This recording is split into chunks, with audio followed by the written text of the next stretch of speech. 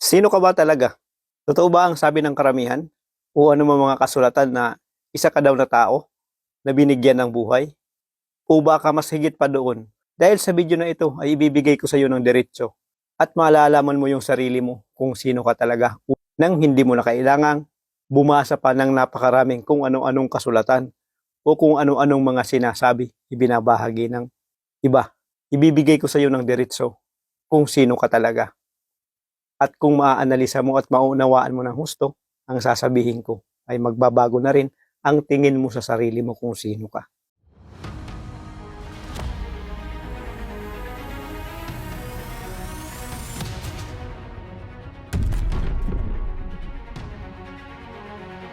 Napakarami mga nagbabahagi ng kung ano-anong mga kwento, na kung ano-anong mga sinasabi, galing na rin sa kung ano-anong mga kasulatan na matagal nang naisulat noon.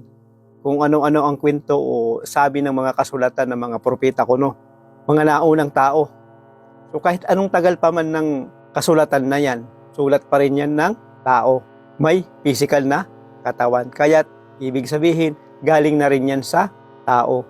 Hindi mo na masisigurado kung yan talaga ay buong buo na galing sa tunay na pinagmulan. Napakarami ang nagsasabi o mga lumalabas ngayon na kung ano-ano mga kasulatan na mga naalungkat na daw nila, nakuha na daw nila sa kuweba, nakuha na daw nila, matagal nang naitago at nalaman na, at nagsasabi ng pagkakakilanlan ng isang individual.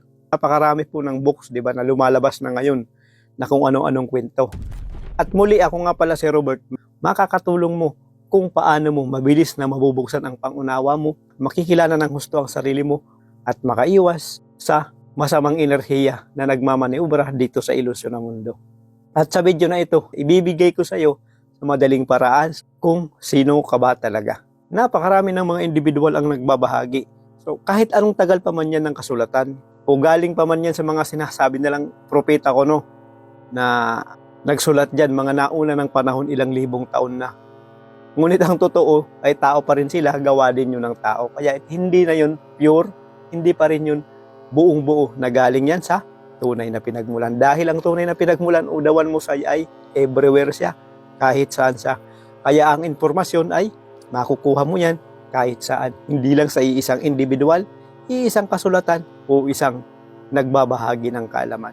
Nakadepende ito sa iyong pag-aanalisa o pagkilala mo sa tunay na pinagmulan o divine power na nasa sayo. Kapag kilala mo na siya, na nandyan sa mismo sa sarili mo, nasa puso mo at nasa pagkatao mo, napakadali mong maunawaan ang mga sinasabi ko dito sa video ko. At may mga nauna na rin akong video na kung paano natin mabilis na makuha ang tamang katotohanan at paano ka makakaiwas na hindi ka malilinlang ng mga nagbabahagi ng kaalaman. Dahil paraan nila ito upang i-divert, gumawa ng ibang kwento ang mga servants ng invisible na kulungan upang lalong linlangin ang mga individual na hindi makilala ang sarili nila. Kailangan ba nating paniwalaan talaga ang mga karakter sa mga nagbabahagi? Napaliwanag ko na rin yung sa video ko na huwag kang magpipik sa isang pangalan kung ano man ito sa mga ibinabahagi. Dahil ang salita ay unlimited yan. Basahin mo lang ito, panoorin mo lang ito, pakinggan mo lang ito, katulad sa mga sinasabi ko, at gawin mong salamin. Alamin mo ang punto ng mga nagsasalita o nagsasabi o nakasulat. Kung ang direksyon ba dito ay papunta sa tunay na pinagmulan. Udawan mo say, at ang makikinabang ay sarili mo, palibot mo, at dito sa mundo. Ganun lang kadali. Nasabi sa ilang kasulatan, tao ka daw, inilalang ka, at binigyan ng buhay. Totoo kaya yun o hindi? So, wala tayong pagdidebatehan, walang katanungan sa sinasabi na kung evolusyon o sinasabi nilang nanggaling daw sa hayop. Nakadepende na rin ito sa paniniwala mo, di ba? Sabihin na natin galing ka sa hayop. O sabihin na natin na galing ka sa nilalang ka, nagkaroon ka ng physical na katawan at binigyan ka ng buhay.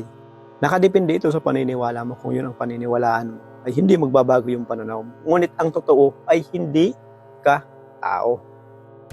Ang totoo ay hindi ka tao na binigyan ng buhay. Dahil kapag pinaniwalaan mo na yun, ibig sabihin, pinaiksi mo, binigyan mo ng limitasyon yung sarili mo. Dahil Nakabase ka sa physical na katawan. Wala kang alam, wala kang buhay, para kang manika, para kang binuong estatwa at binigyan ka ng buhay. So, sa sinasabi nila yun na kasulatan o sinasabi nila yun na paniniwala na ng karamihan ay nandun na bumase yung tao sa physical na katawan. So, bakit ko sinasabi pa rin na tao? Dahil ang totoo, pwede tayong tawagin na tao. Pwede kang tawagin na tao o ako dahil sa physical na katawan natin, nakakaramdam tayo. Kasi nasa physical na katawan tayo, pwede kang tawagin na tao bilang may physical na katawan. Ngunit, huwag kang babase sa physical na katawan dahil may limitasyon lang ito kung gaano katagal dito sa ilusyon ng mundo. At nakadepende rin ito sa paniniwala mo o mga gagawin mo kung gaano katagal ang limitasyon ng physical na katawan mo. Kaya't pwede ka ring tawaging tao. Ngunit ang totoo ay hindi ka tao. Dahil isa kang tunay na buhay. Isa kang buhay, isa kang tunay na liwanag, isa kang consciousness, isa kang energy, isa kang electricity na binigyan ng physical na katawan upang makaranas, makaramdam dito sa ilusyon na mundo. So, ibig sabihin pala na ikaw ay isang tunay na consciousness, buhay, energy. Ikaw ay walang kamatayan. Yan ang totoo. Ikaw ay walang kamatayan. Ikaw ay unlimited. Ngunit, kapag bumase ka sa physical na katawan, ay magkakaroon ka talaga ng limitasyon. Nakadepende pa ito sa gagawin mo o pagkilala mo sa sarili mo o mga ginagawa mo upang unawa mo. Kaya't karamihan ng individual, karamihan ng tao ay nakabase talaga sa physical na katawan. Kaya't nandun yung takot sa kanila na kapag nawala na yung physical na katawan ay wala na sila dahil nakontrol na ng husto ang kanilang pangunawa, na doktrinahan, nalaso na ng husto, na nakabase na sila sa physical na katawan. Hindi na nila kilala yung sarili nila.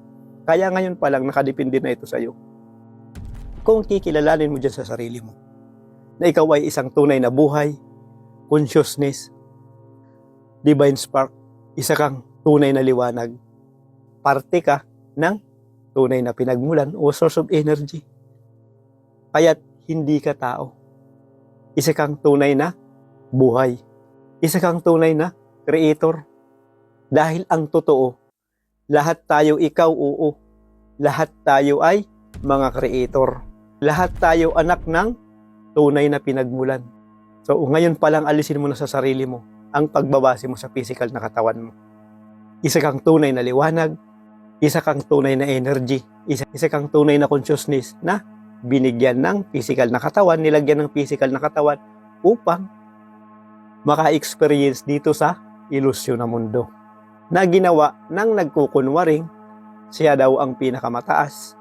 Nilinlang ang pangunawa o ang spirit ng mga individual upang bumase sa physical na katawan, kontrolin, gawing laruan.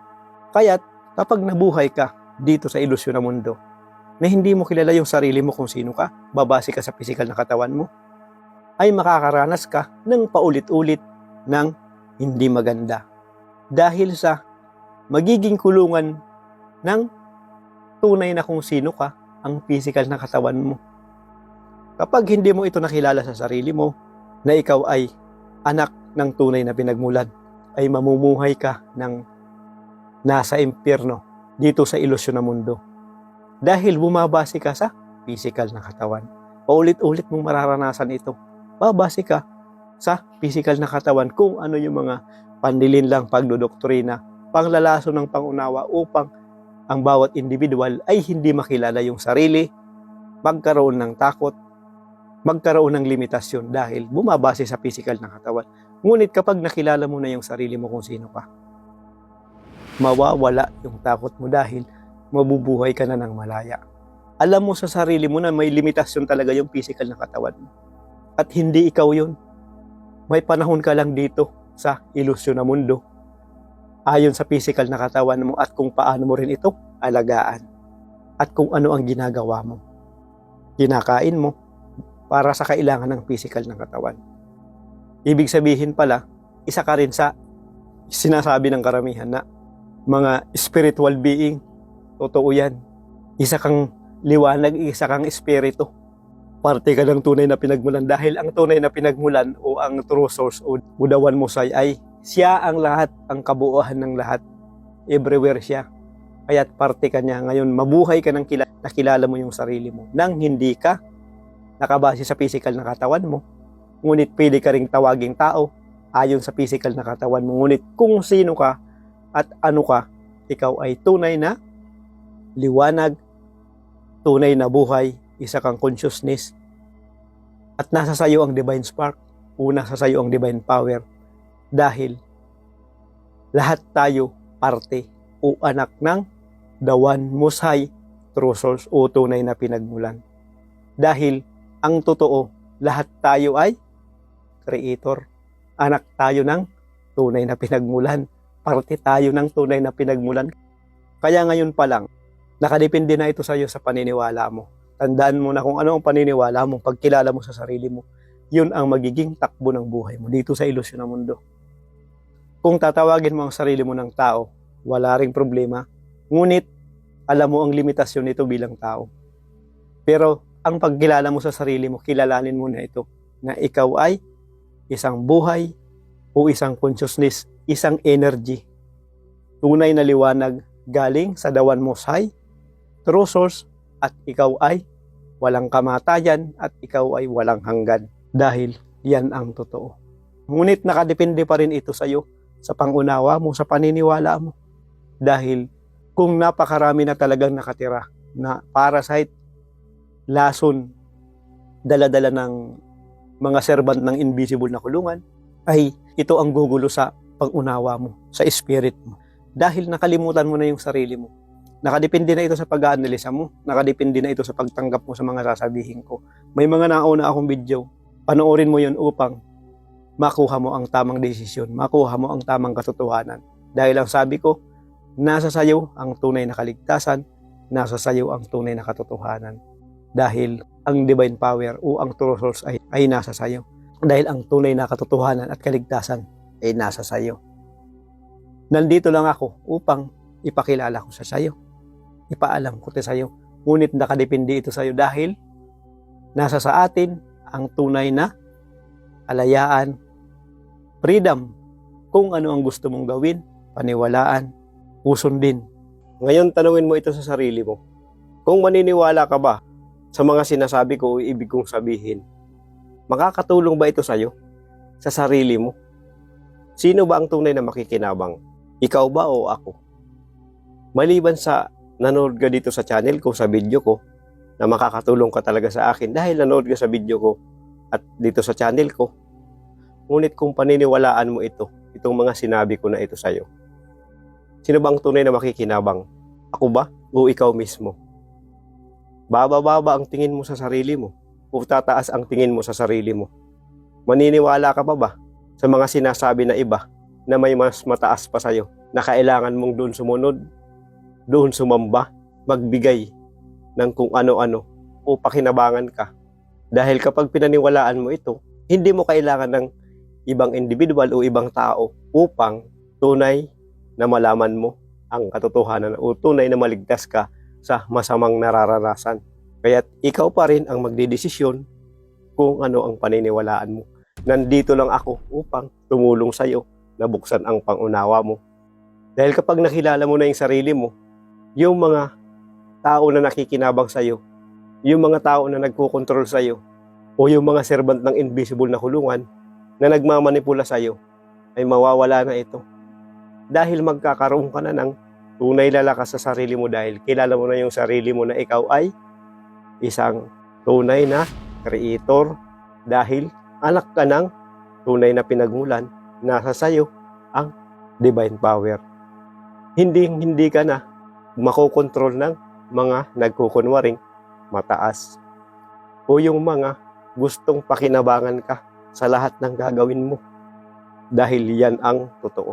Magsusunod-sunuran ka pa ba sa mga nagmamanipula? Magsusunod-sunuran ka pa ba sa mga individual na gustong magkontrol sa oras mo o gawin mo araw-araw?